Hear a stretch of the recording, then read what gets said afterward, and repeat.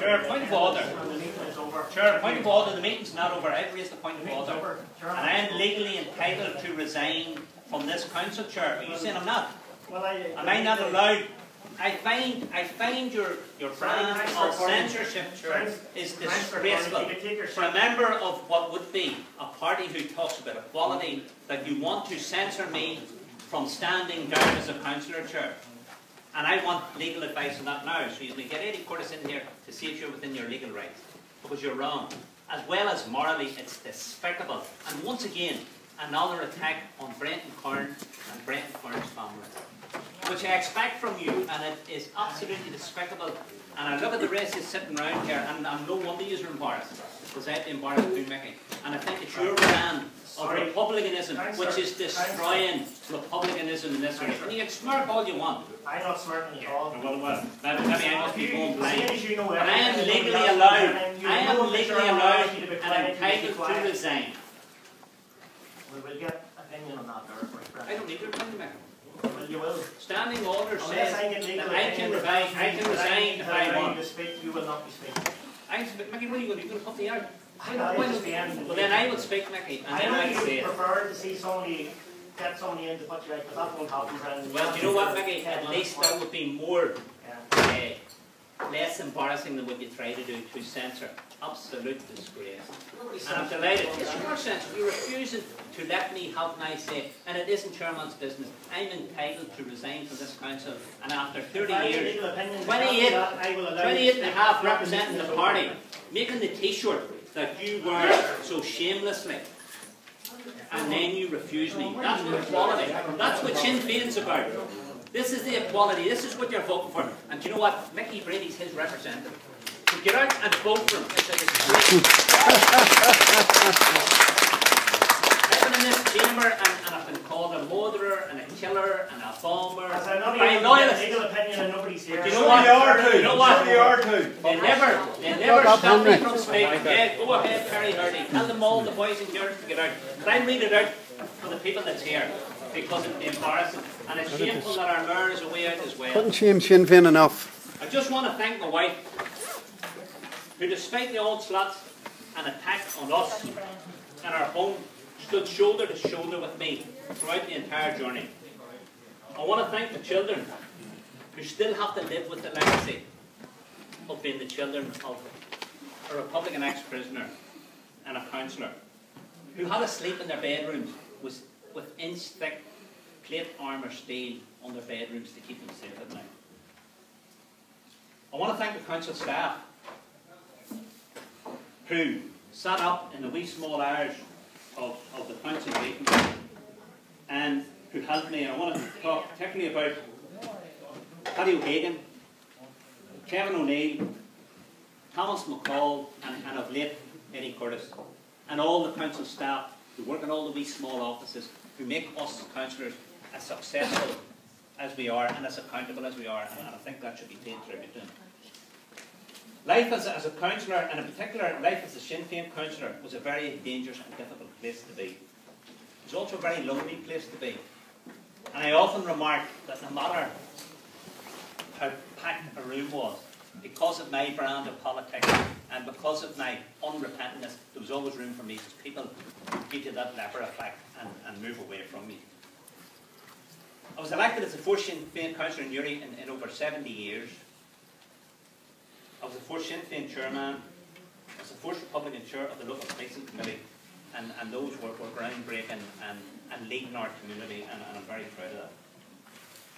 Very importantly, the last 18 months, and it's a pity my Sinn Féin colleagues of the past didn't stay here for this, because they're up their neck in it, as you've seen from Mickey.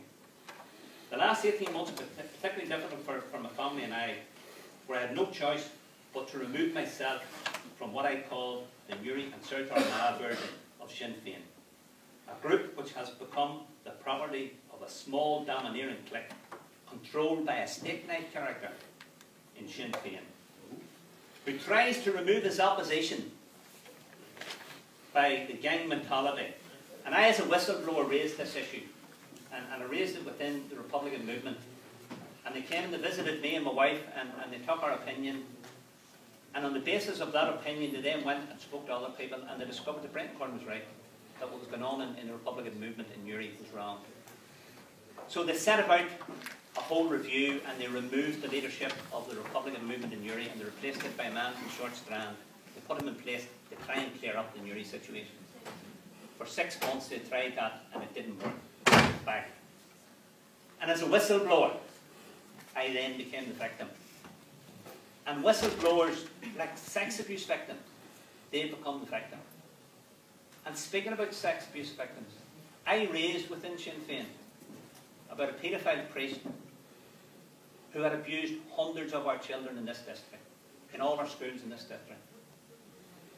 And I was told by this steak knife character that that was negative publicity, that I needed to drop that, and we shouldn't be talking about that. That's how Sinn Féin seen it then. And then we talk about the young fella who came out recently, Francie Malloy, made an absolutely absurd and scandalous decision, and then he withdrew it quickly. But he done the damage. We'll see the victims in this area and in Francie's area. He's told them to keep their mouth shut because nobody's going to listen to you. And sadly, that's what is going to happen. Victims will not come out, and victims will find it hard to come out. So that's my history with regard to that. Negative campaigning. That's what raising the issue of child abuse. Hundreds of them in our schools, and that's what it's classed as by some of our Sinn Féin colleagues. Regrets. I have to say, in my 43 years as Republican, I regret very little. And that's not to say that I would not have wished that there was another way to achieve the things. But personally, I once again reiterate my regret, and he's not here tonight, Davy Hyland and his family with the Republican movement treated him. Again, the steak knife character spun the wheels and the yarns about Davy Hyland, and people followed it. And I sadly did too, and I regret that. And then we had the issue of the killing of Ian Marley, the son of a good friend of mine. And again, steak knife put out the lies, and I was the public mouthpiece, and I spun out those lies, believing they were the truth, and they weren't. They were wrong, and they were shameful. And these people still talk about executed touts. They talk about Jean McConville, when the Republican movement, in fairness to it, talked about it being terrible and a dark part of our history. We have people in that clique down there who still call them executed touts. And that's why I felt that there was no place for my brand of honourable politics within Uri Sinn Féin. And I just hope it isn't replicated throughout the rest of the district. And other people will verify every single thing that I have said here. So, I say to them, and it's an old song that they use, the higher they build their walls, the taller I become. So I don't care what lies, and they walk out. Shameful. And I can be sure that Mickey, hopefully, will have to answer to Jerry Adams why he walked out. And they talked about the SDLP a couple of weeks ago, wasn't it? And they refused to let a man who gave 43 years of his life, a lot of it in prison, to have his last say as a councillor in this chamber. But the people will judge them. So, I do want to thank the council workers. I've enjoyed my role as a councillor. I've actually been able to do a lot of good with my councillor. I want to thank my councillor colleagues, even though sometimes we didn't agree politically, they helped us to achieve the greater goal, whether it's economic development and all the rest of that. So, on behalf of myself and my family, I'd just like to wish you well and hope his work, and don't do these people. Shameful. And Charlie threatening the court about his daughter. It's there on Facebook for everybody to see, and I'll show him the private messages his daughter sent me. So let him take me to court. But sadly, I have to take this council to court because it breaks the decency that I showed this council. So, best of luck to you in your new term, and particularly Jackie, myself, and Frank, who's retiring. We just slip into the sunset place. My age.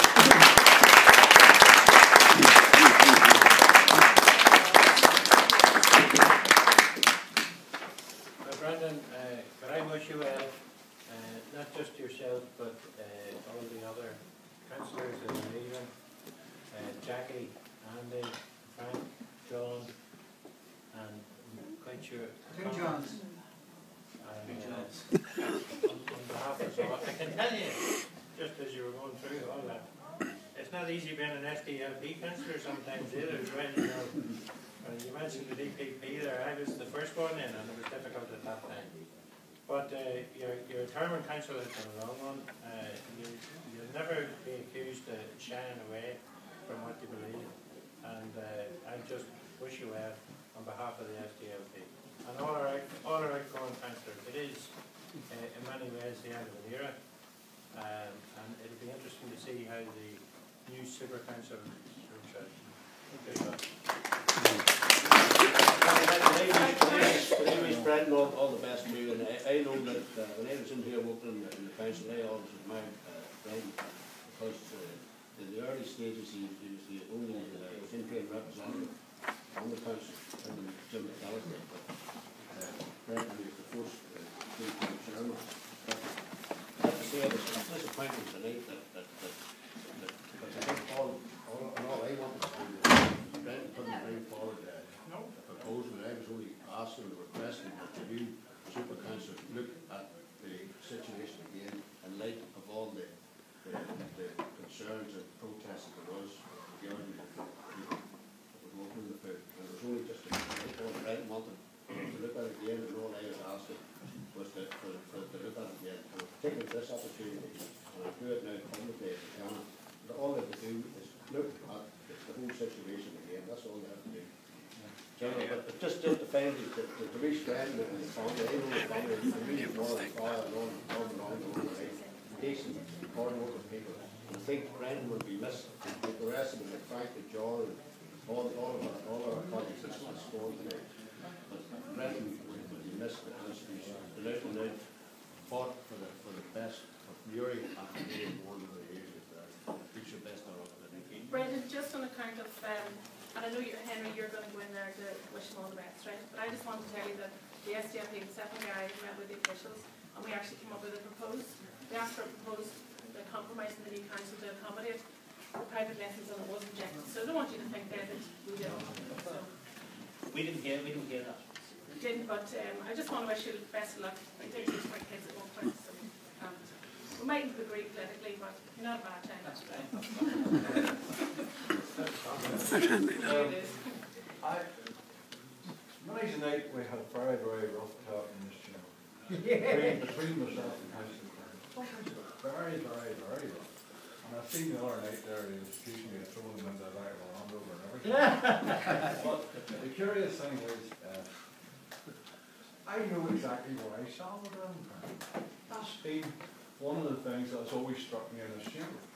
All the rest of these shinners, you never know where you stand. One minute they're smiling at you, the next minute they're growling at you. Kern, and in fairness to him, he's always been the same. He's a Republican. I hate him for that. I hate his politics. But at least I knew exactly where I stood with. And there's even been times over the last 20 years when I've been in this chamber when there's been glimpses of humanity from him. And I'm thinking on one occasion in particular, whenever this council wanted to stop Kilkeel Hockey Club getting this money to force them to, this council was forcing them to open it on a Sunday. And lo and behold, who was the councillor who stepped out of it and said, look, this isn't right, if they want to keep it shut on Sunday, let them do it. It was Councillor Kern. So while I detest his politics, I don't know anything about him personally, but I detest what he's done in the past. He said maybe it was me he was referring to when I called him a shooter and all that. He knows that, and he knows that. But at least I know exactly what it was and what he is. And we'll leave it at that now. But when it comes down to politics in this chamber, at least when you know what you're dealing with, then you can work. But when these shinners, you never know from one minute to the next what they are.